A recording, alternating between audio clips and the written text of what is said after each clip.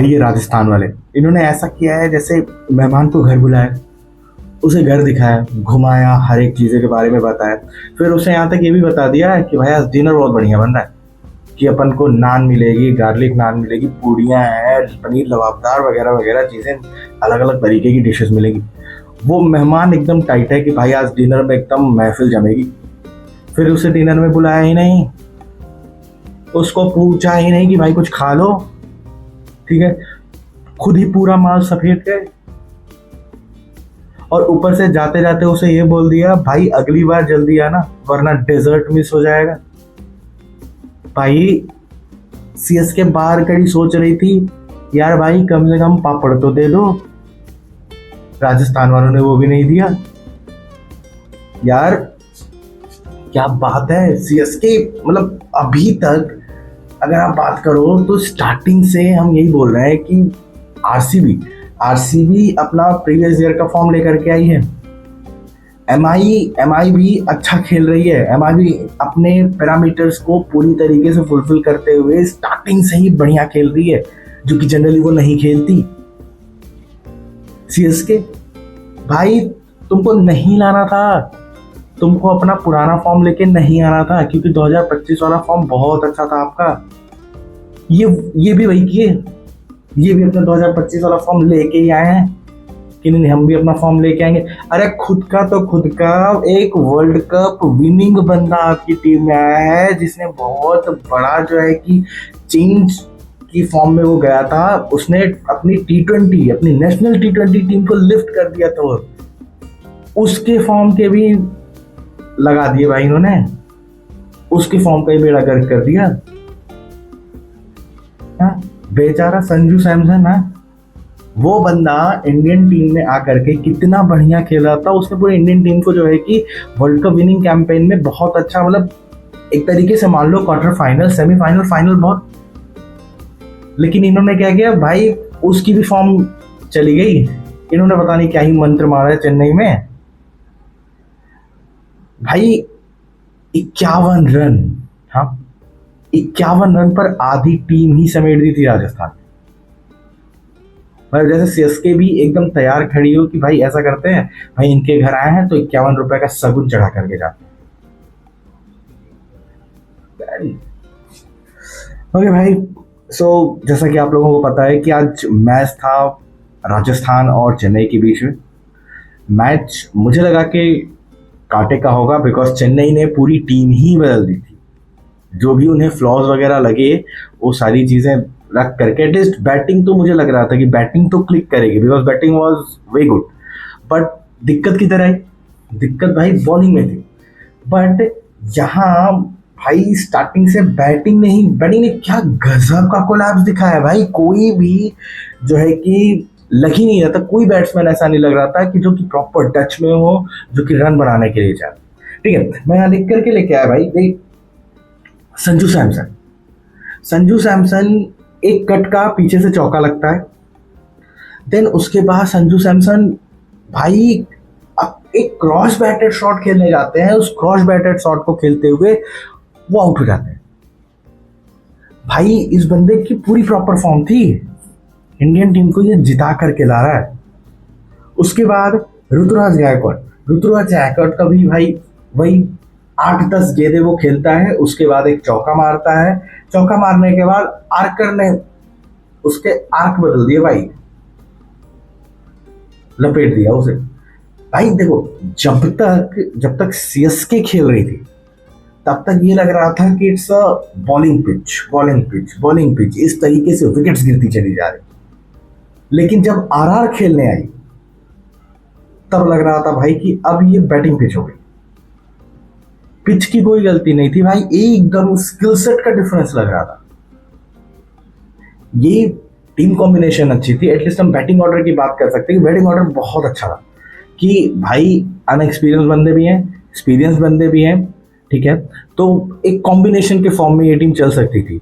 लेकिन भाई सारे बंदे आ रहे हैं, जो आ रहा है वो छक्का चौका मारने पर ही जा रहा है। क्यों जाना है भाई? थोड़ा सा रुको, सब्र करो ना, थोड़ा सा रुक करके। पारी में 2-3 विकेटें गिर गई हैं, हो जाता है, कोलैप्स होगा।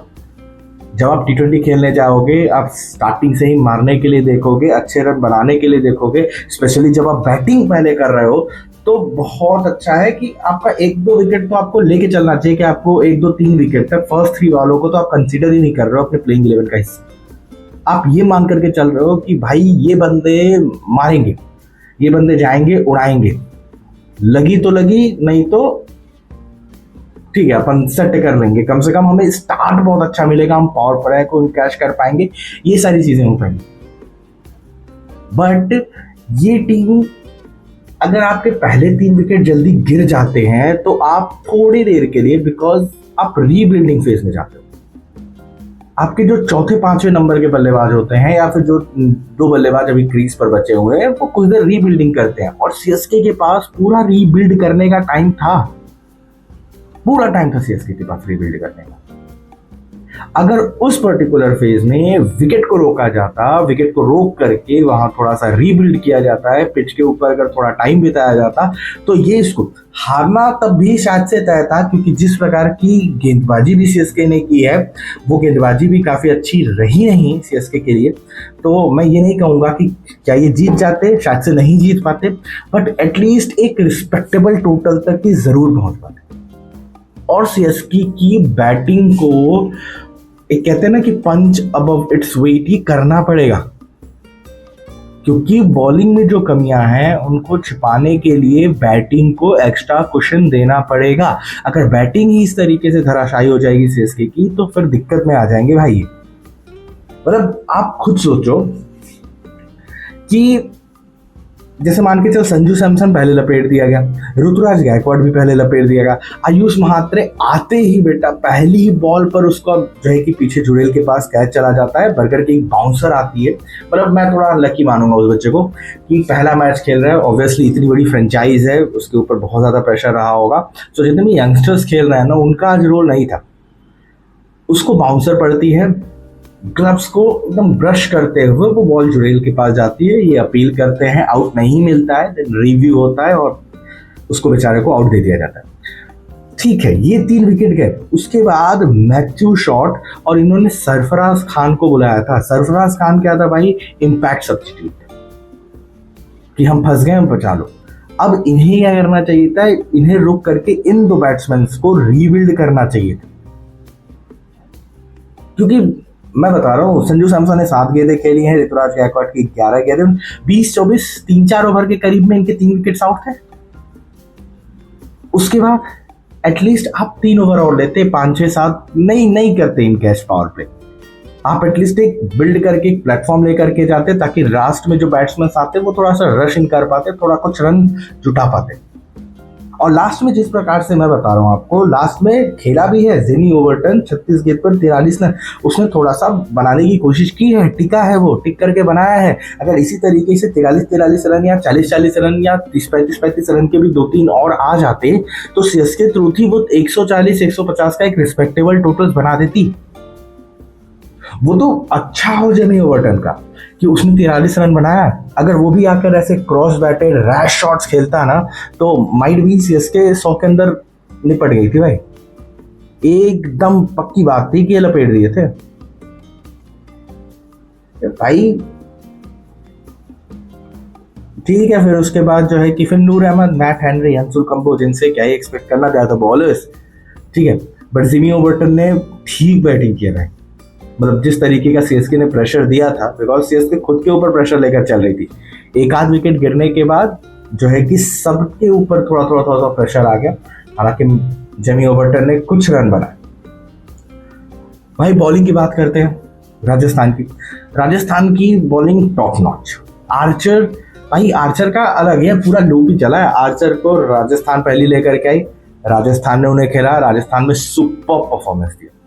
फिर ये निकल करके गया मुंबई के पास, मुंबई इंजर्ड फेज में रखी, फिर उसके बाद ठीक भी हुए, कुछ मैचेस खेले भी, बट वो परफॉर्मेंस निकल करके नहीं है। फिर राजस्थान लेकर के आती है इनको, ये फिर राजस्थान के लिए अच्छा परफॉर्म करते हैं। तो आर्चर विथ राजस्थान भाई बहुत तगड़ा कॉम्बो है, ये बंदा अच्छा ही परफॉर्म करेगा। आप देखना, आप इस टूर्नामेंट में आर्चर को राजस्थान फ्रेंचाइजी पता नहीं किस तरीके का कॉन्फिडेंस देती है कि राजस्थान फ्रेंचाइज में आर्चर थोड़ा अलग बॉलर लगता है। और बहुत जल्दी देखना तुम कि आर्चर भाई लीडिंग बॉलर्स में से जाएगा। अगर राजस्थान इस कप के कंटेंडर्स में जाती है, आगे जाती है, तो आर्चर का परफॉर्म करना बनता है बिना इंजरी। ठीक है, नांद्रे बर्गर ने भी बहुत अच्छी बॉलिंग की है भाई, बहुत तगड़ी बॉलिंग की है। 4 ओवर में 26 रन देकर 2 विकेट, 6.5 की इकॉनमी है, बहुत अच्छी इकॉनमी है। ब्रिजेश शर्मा नया गेंदबाज था भाई, नया बंदा है, इसने भी अच्छी गेंदबाजी की है। तीन मतलब कि अभी तो गेंदबाजी फिगर इनका बहुत अच्छा दिखेगा ना, बिकॉज सीएसके ने किया ही नहीं कुछ, किया ही नहीं कुछ भाई। ये 3 मैचेस हुए हैं, तीनों के तीनों हमारे क्या है भाई, जो चेस कर रहे थे वो जीते थे। और उसके बाद क्या है भाई, तीनों मैचेस सिंगल साइडेड हुए, वन साइडेड मैचेस हुए। कम से कम इस चीज का तुम श्रेय दोगे कि एसआरएच ने फाइट दिखाई, एसआरएच ने रन बनाए थे, उस रन को आरसीबी ने चेस किया एकदम रगड़ करके। फिर दूसरे मैच में केकेआर की विकेट थोड़ी एक आध इधर उधर लड़खड़ाई थी, लेकिन केकेआर ने भी रन बनाया। केकेआर ने भी ये फाइट दिखाई कि अगर मैं थोड़े बहुत पुर्जे में अपने सेट कर लूं तो हो सकता है मैं टफ टाइम दूंगी बाकी टीमों को। भाई सीएसके आती है फील्ड में और अपने सारे शस्त्र डाल देते कि भाई लो हमारा नहीं लगा हुआ फॉर्म, हम नहीं खेल पा रहे इस तरीके से। तो इस वजह से इनके बॉलिंग फिगर्स तो बहुत तगड़े लगते हैं, जबकि सबके जैसे जोफ्रा आर्चर 4 ओवर 19 रन, 4.75 की इकॉनमी। नांद्रे बर्गर का भी 4 ओवर में 26 रन, 6.50 की इकॉनमी, दोनों के 2-2 विकेट्स हैं। फिर ब्रिजेश शर्मा 3 ओवर में 17 रन, 1 विकेट, 5.67 की इकॉनमी। संदीप शर्मा की तो बात ही नहीं कर ली भाई, बहुत प्रीमियम बॉलर है ये, बहुत अच्छा बॉलर है, मैं इसको बहुत हाईली रेट करता हूँ। ठीक है, संदीप शर्मा 2.4 ओवर में 22 रन, 8.25 की इकॉनमी और 1 विकेट है।